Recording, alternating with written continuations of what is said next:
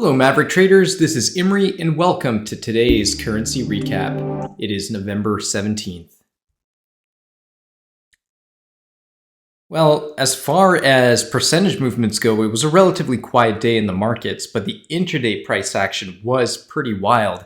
The S&P was down quite a bit more than where it ended up closing on the day. So there was some pretty heavy back and forth between the bulls and the bears. Part of that has to do with the market digesting more comments from the Fed today. I believe it was Bullard speaking for the Fed today, who said that they did not believe that the current interest rate was within the terminal zone, right? So despite some softer inflationary data coming in, it looks like the Fed's still not convinced, that they've hiked as much as they need to hike. So the market's kind of digesting that. On the currency side of things, the dollar was bid earlier in today's session, but ended up struggling into the close. So we're going to take a look at the dollar basket a little bit later on to see if we can discern what is going to be happening there with the greenback. Okay, so taking a look at the S&P 500, we had a gap lower today, and then we're doing our best to close that gap. Am I convinced that this rally is going to fall apart? No, I still have my eyes on that 41.19, 41.20 target. Unless we break hard out of this parallel channel that I've drawn on the price chart, my focus is going to be on higher, not lower in equities. Once we reach that target, if we reach that target, then I would expect a pretty sharp correction to follow. That's my parameters for the upside, and then for the downside, we'd have to break out of that channel pretty convincingly. And if we get a daily bar that closes outside of that channel, then it'll be pretty hard not to turn bearish. It's a pretty similar picture here in the total world stock index. I'm still keeping my focus on the 90-70 level. I'd say the more convincing bearish argument for some kind of pullback here in both the total world stock index and the S&P would be that prices are quite far from the moving averages. So we might see some mean reversion. The news about what happened in Poland seems to be kind of a nothing. Looks like the senior NATO countries are doing their best to de-escalate the situation as much as possible.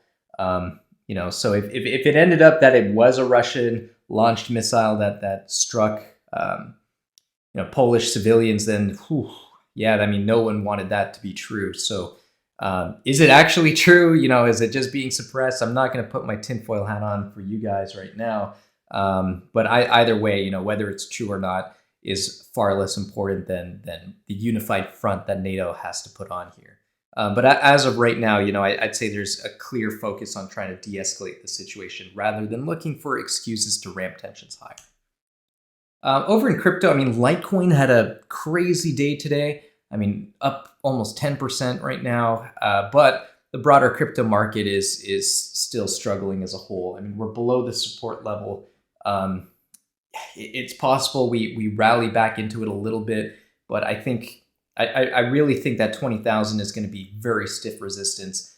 It's also where the moving averages come in, the 20 and 50 moving averages come in. So tough to find reasons to be bullish on crypto as a whole right now.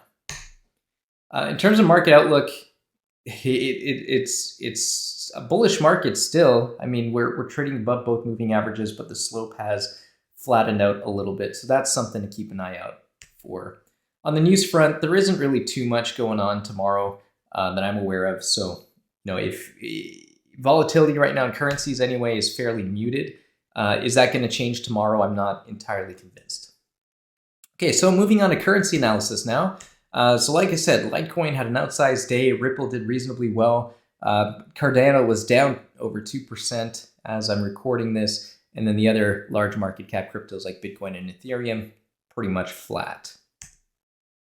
On the currency side of things, the Canadian dollar had a good day. The US dollar started off a lot better. This chart is pretty flattering to the dollar. The dollar was pretty pathetic as we headed into the close here. So that's something to keep an eye on, and we're going to do just that once we're done taking a look at these velocity scores. So the dollar gave up a lot of its gains on the day. You know, on the fiat currency side, there is some action here in the commodity currencies, particularly the loonie and the kiwi. And then there's some weak velocity, some negative velocity here in the Aussie and in the Swissy. So without any further ado, let's take a look at some possible trades here. All right, so the Canadian dollar. Like I said, I think I mentioned this before, we were looking at this large head and shoulders pattern, and you know, the neckline measurement for this head and shoulders pattern, let's see if we can get a little more precise here. So the neckline measurement for this head and shoulders pattern comes in a little bit lower. Do we have to meet that target? No. And given how oversold the RSI is on the daily time frame, it's possible this is it and the Canadian dollar is going to bottom out here. So if you were short the loonie, particularly let's say against the Aussie Canada on the cross had a really nice move higher. I think it's getting dangerous to be short the loonie again. So that's just something to watch out for, right? Next up is the Aussie dollar. So, you know, we're still trading within what is a bearish parallel channel here. Look, I mean,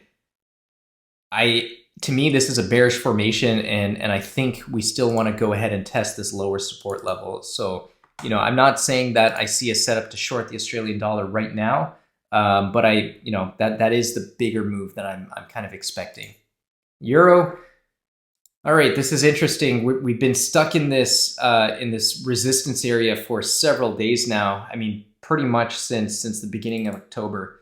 If we take a look at momentum, we've got some bearish divergence here.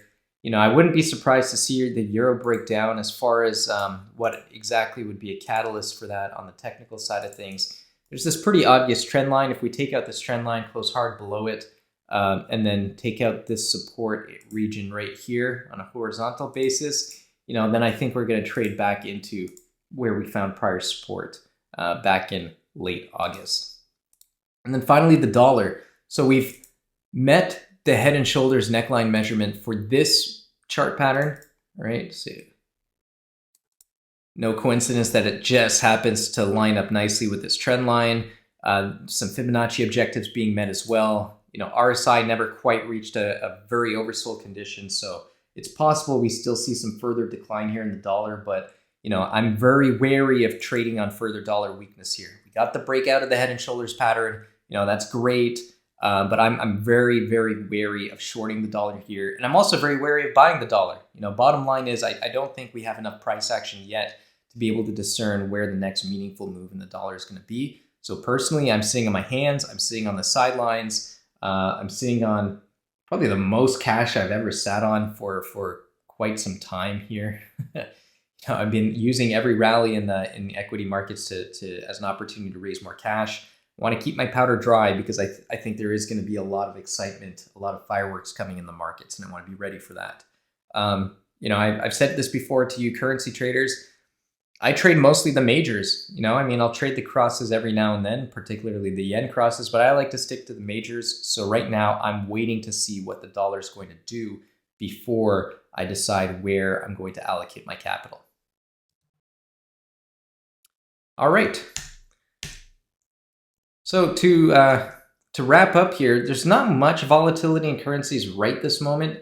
That will change. Whether it changes tomorrow or not, I'm not so sure. You know, and we have Thanksgiving next week as well. So, you know, it might be a little bit muted as we head into the later stages of this month. But here's one thing I do know for sure. Lower volatility periods inevitably lead to higher volatility periods and vice versa. So advice from a couple days ago stays, play what is moving. And as always, please pay attention to proper position sizing. All right, traders, that's it from me. Looking forward to talking to you soon. Take care, everyone. See ya.